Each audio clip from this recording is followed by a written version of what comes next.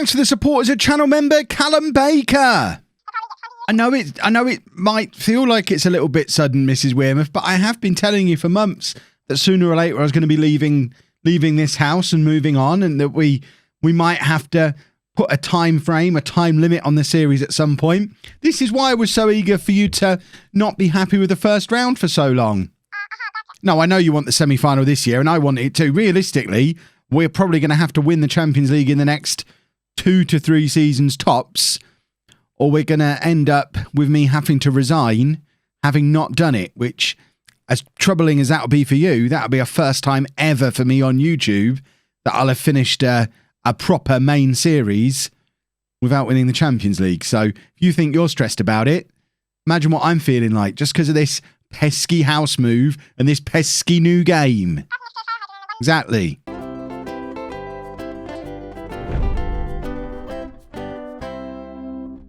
Hello and welcome to part 109 of the Greek Odyssey. I'm Kevin. Coming up on today's episode, we have our Sevilla doubleheader. The severe doubleheader, our Sevilla doubleheader.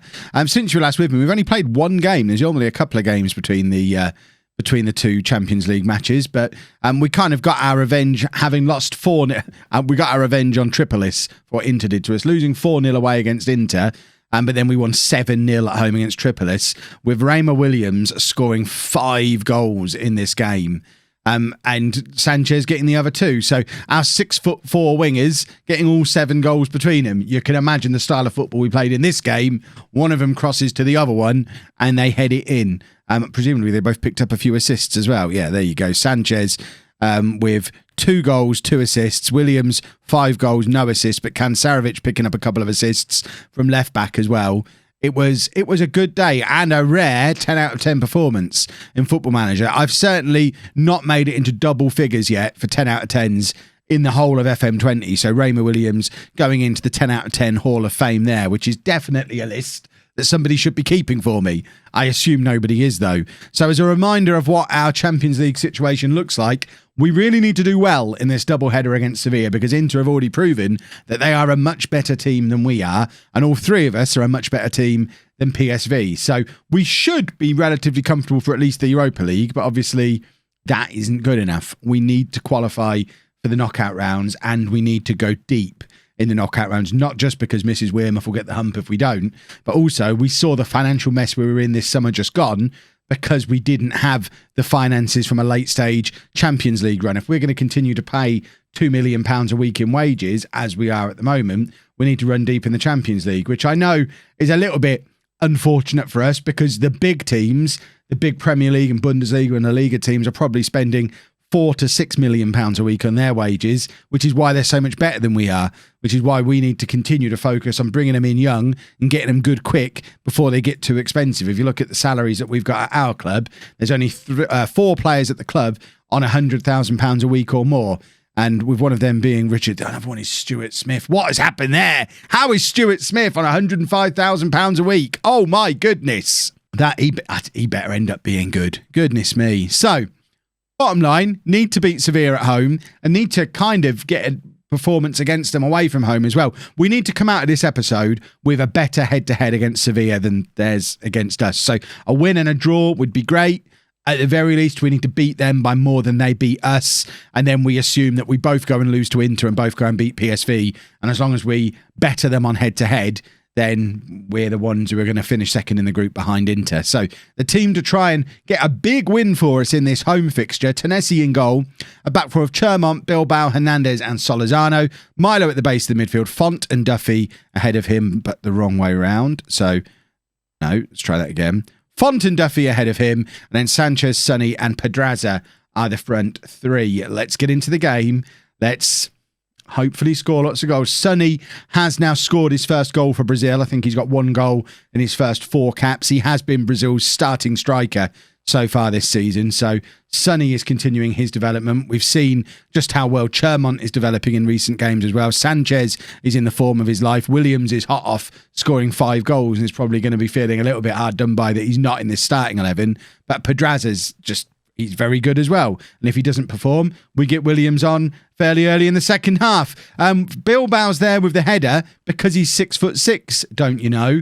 And then Hernandez has ruined it for everybody, all 5'10" of him, by goal hanging. Totally unnecessary. I think this is going in from Bilbao. There's no reason for Hernandez to touch it. I mean, maybe it was going wide. Maybe he did feel the need to touch it. But still, we had an opportunity there, and Bilbao should have put us 1-0 up. I've just noticed Glauber Vinicius, the man who was originally earmarked to replace Damien, the first of many players who we've tried to replace Damien with and never quite got the job done. Glauber Vinicius is on the bench for Sevilla. Last I checked, he was at Barcelona, so clearly he didn't do very well at Barcelona, and that's why he's ended up at Sevilla. This is not going to plan so far. As we approach half-time, it's still 0-0. Anything other than a victory in this home fixture puts an awful lot of pressure on the away fixture, because we've got to beat them on head-to-head. It is our only hope of getting through this group, like I was saying before, and this is not looking very positive so far. Hernandez plays it into Milo. Duffy now playing it forward for Solorzano, who nods it back to Pedraza. Pedraza crosses or passes it into the path of Duffy, who plays Solorzano in. I think he was trying for a shot there and it's blocked. Pedraza's won a penalty though here, I think.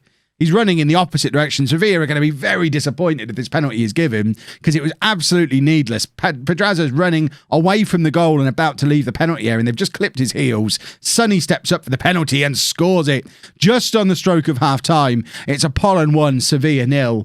And Sevilla have only got themselves to blame. I mean, they've not had anything in the way of attacking ambition, but they have frustrated us very, very well in that first half. And then just a momentary lack of concentration to give away the penalty, and they've handed us a huge advantage. We've actually gone top of the group, which makes me think we're the early kickoff and Inter aren't playing yet. Yeah, we're these are the two early kickoffs, because there's no way there's no way PSV are beating Inter. But at 1-0, we're obviously still in danger. I'm looking at the Sevilla team, though, and their conditioning is awful. They're a good 5 to 10% lower condition than us per player, and that's going to have a big impact as this game goes on. Sanchez not playing well at all. Forget Carnevali. We're going to bring Richard on for him. Stick Sonny out onto the wing as an out-and-out winger. Richard can go up front. And then Font is on a yellow card, not playing particularly well, so we'll bring Banny on for him. And you know what? We're going to do a triple. I want to get Williams on as well, just because the form that Williams is in, I would be feeling hard done by not to get at least 20 minutes if I'm Raymer Williams off the back of scoring 5 goals. So let's get him in while he's hot, while he's in form, and see if he can grab a goal for us to just secure things a little bit. Glauber Vinicius has come on now for Sevilla.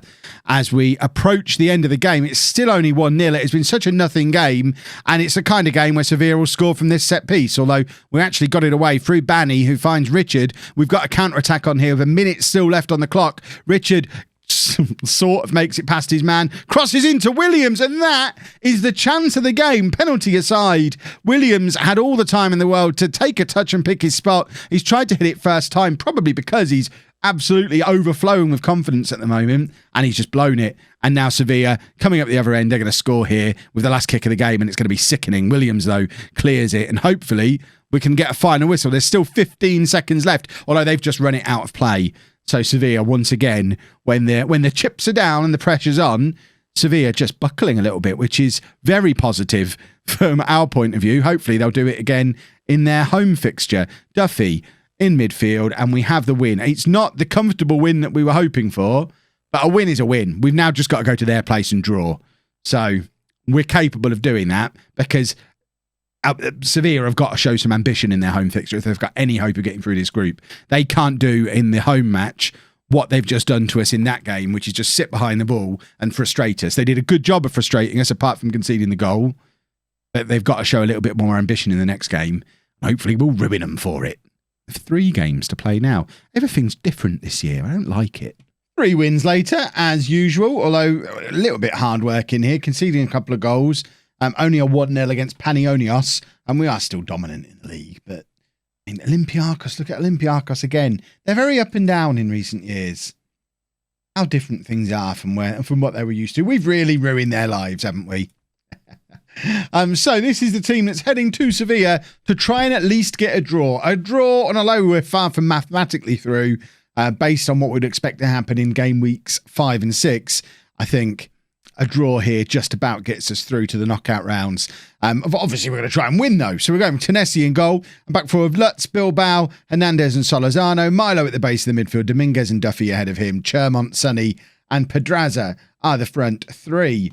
Let's get going and let's go and stuff them. We saw how scared of us they were in the first leg. And quite frankly, they've got Glauber Vinicius up front. I mean, he's going to score against us now because I've mentioned him so many times in this episode, but he's not the one, is he? He wasn't the one for us, so hopefully he's not going to be the one for them either. Pedraza plays it forward looking for Sonny, who nods down to Duffy. Duffy to Dominguez. It's lovely having them two back together in midfield, by the way.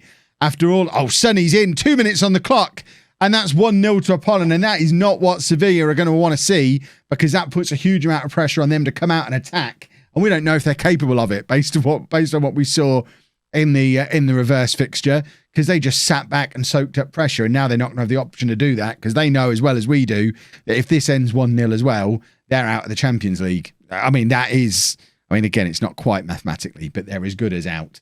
But as I was saying, all the stuff over the last 2 or 3 seasons of Duffy's definitely leaving, then Dominguez is definitely leaving. And now here they are, back together again in central midfield, both on long-term contracts, both in for the rest of the save now, realistically. Obviously, Leica will hopefully be fit again as the season goes on. We're looking at probably January, February time for him to recover from his broken back. So whether or not he'll be the same player, I don't know. But we've still got Font around. We've got Banny, who can play up front or in midfield. So we've got some good options in there, but it is nice to have our boys, to have Duffy and Dominguez together in there. And I suspect one of those two is the most likely to become the first player to make it onto the Club Legends list. They're both pretty high up on the Club Icons list. They've both been here a little while. And I think we only need a bit of Champions League success. And I would expect one or both of them to leap over onto the Legends list. I mean, as and when we win the Champions League, because we've got to believe we're going to win it, as and when we win the Champions League, I think they're probably all three of those, Milo, Dominguez, Duffy, make it onto the Legends list because they've been here so long. And then there's, Tennessee as well, you'd have to say would be one who should be on there. And I'd stick the whole squad of 18 on there if we won the Champions League because it's never going to happen again for as long as this club exists.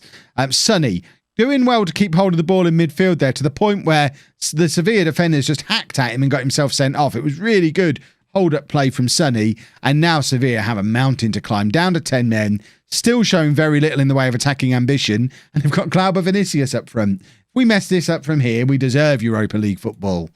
Right, we're going to make our changes. Pedraza not playing well again. How have I not got Williams on the bench? I was so careful to have him on the bench for the first leg, but no, he's not there. Duffy can come off as well, and we're going to bring Banny on in midfield, and that will do for now, and hopefully we do hold on against the 10 men. They've made all the substitutions. They're accumulating yellow cards as well. And now Milo's picked up a knock, which it says pulled hamstring, which is a long way from ideal.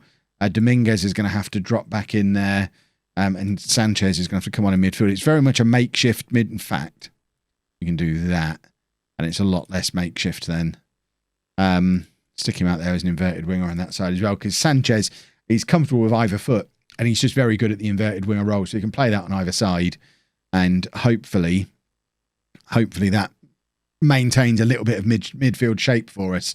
Lutz with the clearance, not a very good one, because it goes straight to the Sevilla defender, who lumps it back over again, and Lutz has it back to have another try. This time finds Banny under a little bit of pressure, but Banny does really well to control it, play Chermont in, and here is Chermont, and probably should have scored. We've actually got, and I can't believe I missed this the last time these two played up front together. It's Sonny and Cher on up front for. I know, but they're going to be in our Champions League winning front three, aren't they? There's going to be a lot of Sonny and Cher thumbnails from now on. Now someone's pointed that out to me. I do feel ashamed that I didn't notice it myself. What kind of YouTuber am I? Inter are just smashing PSG. I think they've beaten 6-0 twice there, while we've been sneaking past Sevilla. I feel a little bit sorry for them. Group C, why can't we... How do you look at the groups? So, I want to look at this group specifically. You do it in here, don't you? Or is it in here? There is a way to look at just... There. Come on, Kev. Learn the controls. So, my goodness. So, I don't know how Inter only drew with Sevilla, but then they beat us 4-0, Oh, they only beat PSV 3-0, then 6-0. So Inter are through. We're as good as through. And we just need to make sure, as long as we beat PSV in tomorrow's episode, we're all good. I mean, there's still an outside chance we win the group. But as we've seen in the past, it doesn't really matter whether you win the group or not. Every team is a team you don't really want to play once you get into the knockout rounds. Because if we have a look at all of the group stages together, does it really matter if it's Real Madrid or Man City, Chelsea or Ajax, Atletico or Bayern, Barcelona or Roma or Dortmund? There's not much difference between any of these teams, is there? If you've enjoyed that, please make sure you leave a nice big thumbs up on there for me. Subscribe to the channel for daily Football Manager videos. Thank you very much for watching.